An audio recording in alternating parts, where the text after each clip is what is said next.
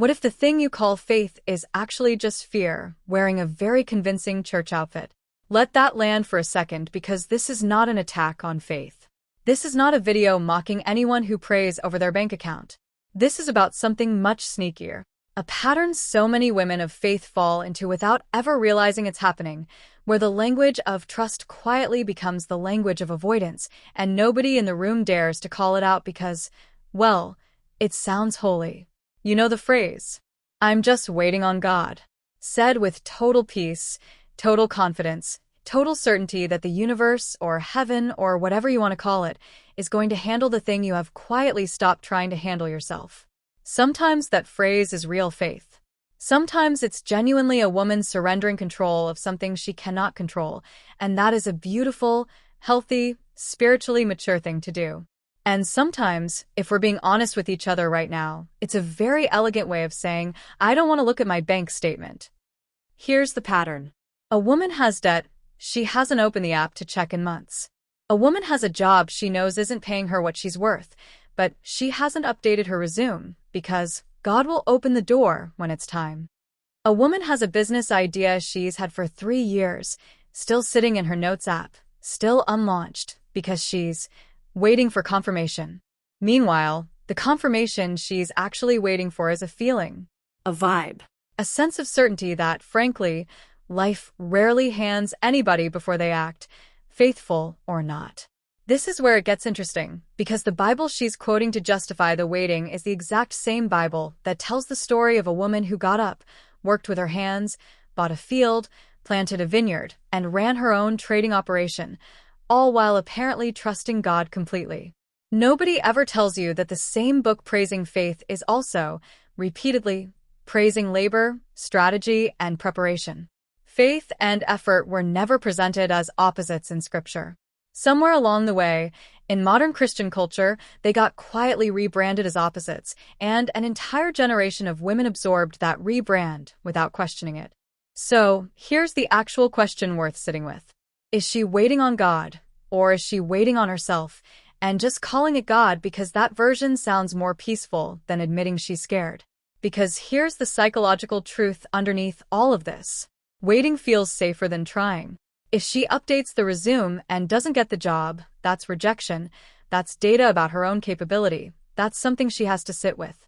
But if she waits on God and the job never comes, that's not rejection. That's just timing. That's just not being her season yet. Do you see how convenient that framing actually is? It removes personal responsibility from the equation entirely, and it does it using language nobody feels comfortable challenging, because who wants to be the person telling a woman her faith is actually fear? But that's exactly what needs to be said, gently, clearly, without shame. Sometimes what gets labeled patience is actually paralysis, with a scripture verse attached to it. Let's talk about where this really comes from, because it's not random, and it's definitely not a character flaw. A lot of women raised in faith-heavy households were taught, sometimes directly, sometimes just by absorption, that ambition is a little bit suspicious. That wanting money too visibly is close to greed. That a woman who moves aggressively toward wealth might be moving away from humility. Add in the specific cultural weight placed on women to be receptive rather than assertive, to wait for things rather than pursue them, whether that's a calling, a marriage, or a promotion, and you get a very specific kind of financial personality. One where sitting still feels virtuous and taking bold action feels almost inappropriate. Here's the twist most people never talk about. The very same women who will hustle relentlessly in every other area of life, career, ministry, raising a family, showing up for their community, will suddenly go completely passive the moment the conversation turns to their own personal finances. Ask her to organize a fundraiser for the church, and she'll build a spreadsheet, assign volunteers, and hit every deadline with military precision. Ask her about her own retirement account, and suddenly she's leaving it in God's hands. The discipline was never missing. It was just never given permission to show up for her own bank account, because somewhere she absorbed the idea that focusing on her own financial growth was slightly less spiritual than focusing on everyone else's needs. That's the hidden truth nobody says out loud. It was never a lack of capability. It was a lack of permission. So, let's actually separate real faith from disguised avoidance. because the difference matters, and it's not as blurry as people pretend. Real faith looks like planning for a future you can't fully control while still doing everything within your power today. Real faith looks like praying about a business and also writing the business plan. Real faith looks like trusting God with the outcome of a job application while absolutely still submitting the application. It's a partnership, not a substitution. Nobody in Scripture sat in a field waiting for the harvest to plant itself. Disguised avoidance looks different, and once you see it, you can't unsee it. It looks like using prayer as a replacement for the uncomfortable next step instead of a companion to it. It looks like saying, I'm trusting God, specifically about the one financial task that requires vulnerability, discomfort, or risk of failure, while somehow never applying that same trust and wait approach to anything low stakes. Nobody says, I'm waiting on God about doing the laundry. The phrase almost exclusively appears right before the terrifying financial decisions. That alone should tell you something. Here's a question worth actually asking yourself if any of this is landing a little too close to home. What is the specific financial task you have been avoiding, dressed up as waiting? Is it opening the account you haven't looked at in months? Is it having the conversation about money you've been putting off?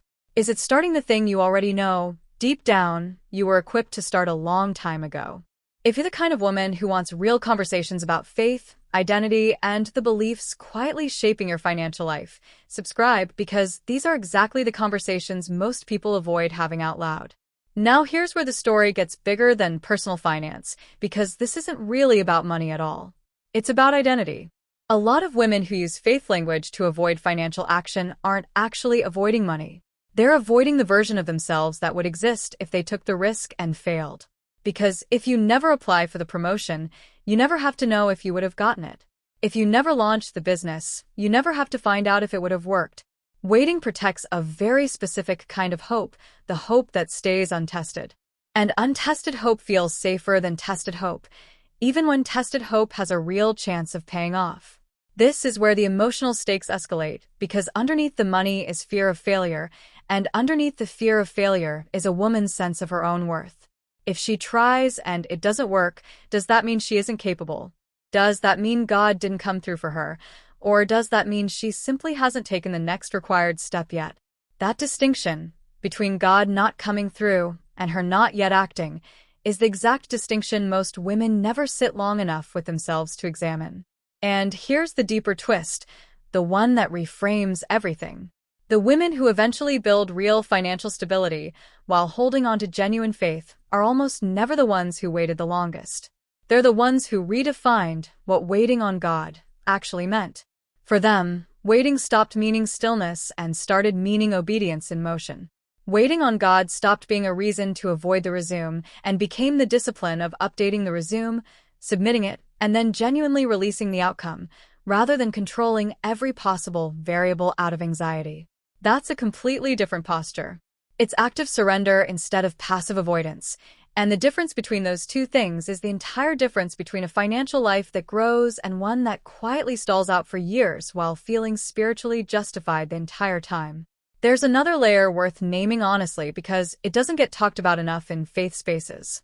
Some women were taught, whether explicitly or through years of subtle messaging, that wanting financial security too badly is a form of not trusting God enough.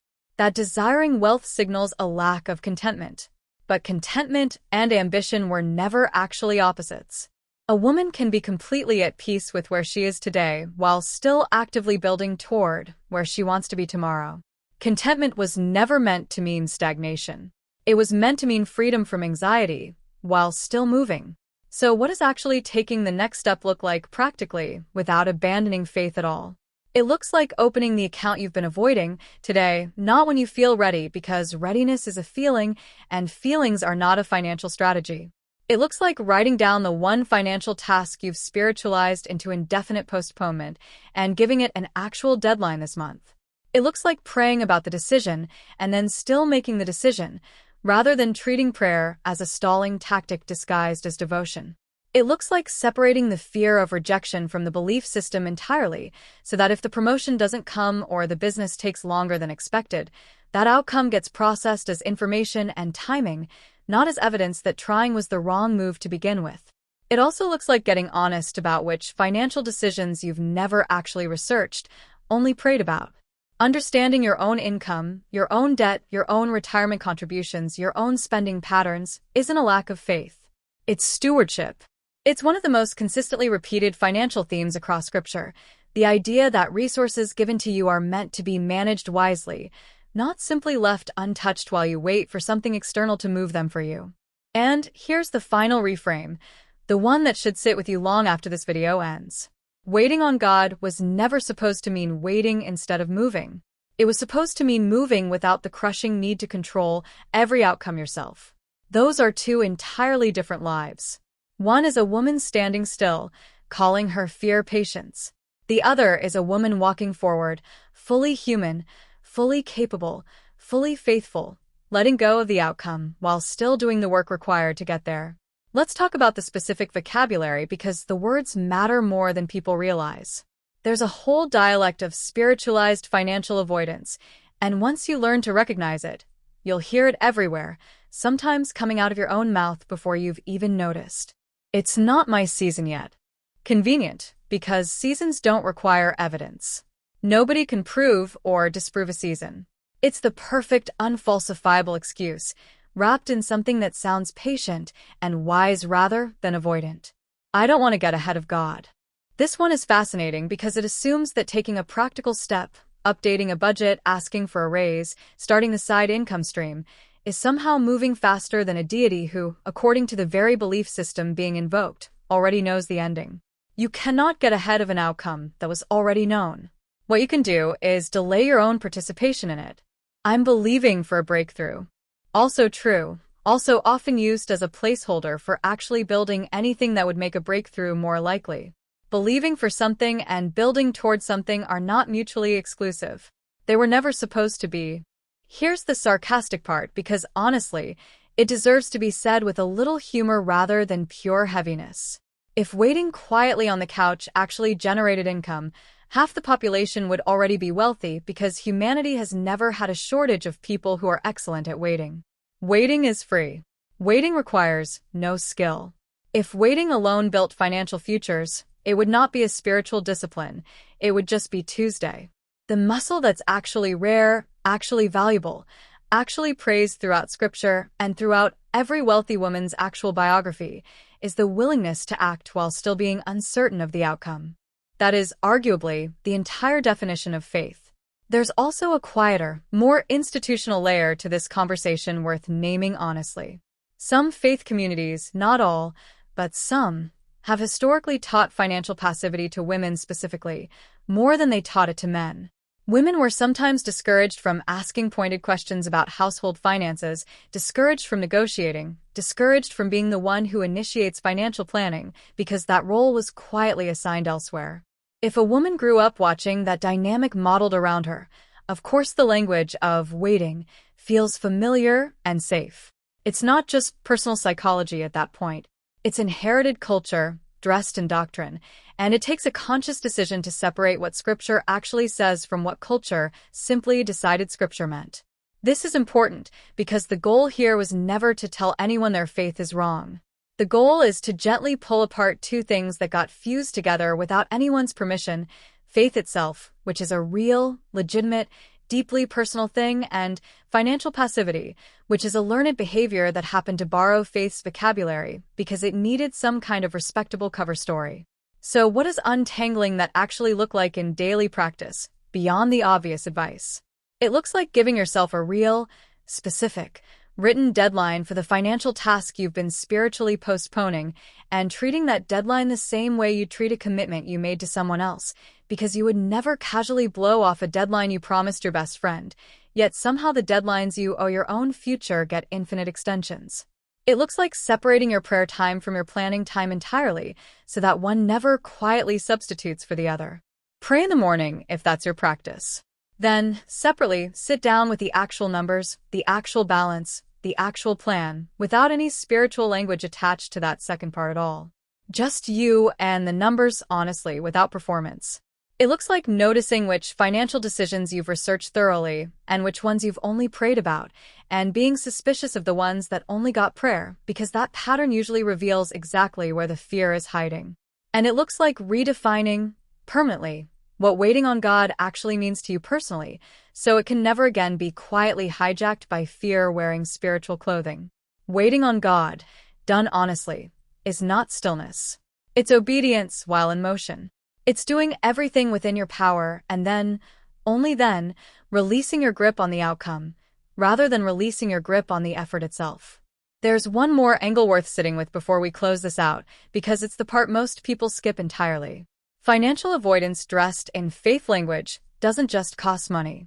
It quietly costs time, and time is the one resource nobody gets back, no matter how sincere the wait was.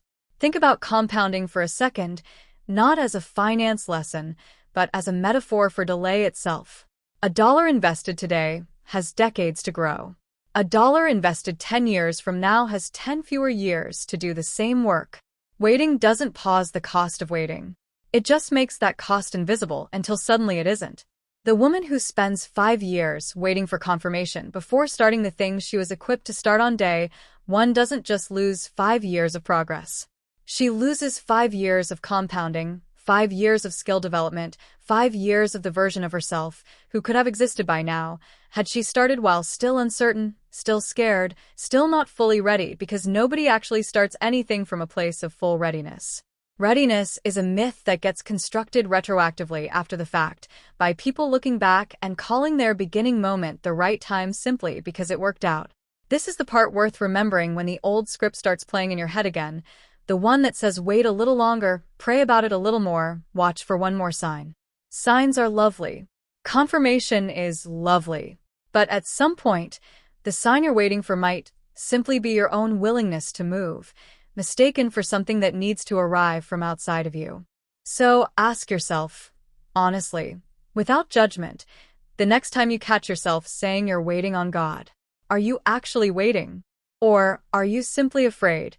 And this was just the safest, most respectable way you knew how to say it. Because the version of you who finally opens that account, sends that application, starts that business, isn't abandoning her faith to do it. She's finally proving she believed it all along.